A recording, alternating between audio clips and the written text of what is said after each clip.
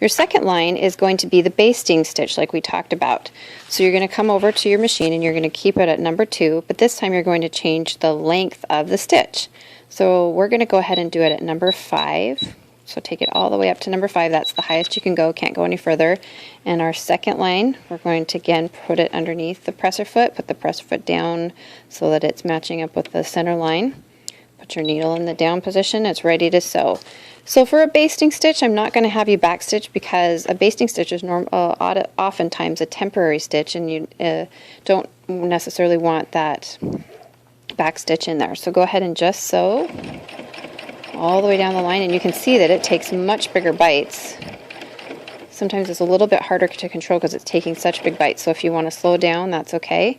Go ahead, go to the end. Don't worry about backstitching. When you're done, needle up, press the foot up, pull your fabric out. You can use your thread cutter here, and then look at, can you see the difference between these two lines?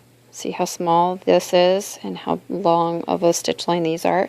You can see when you open it up and you pull at your fabric, see how big of a stitch that is compared to this side.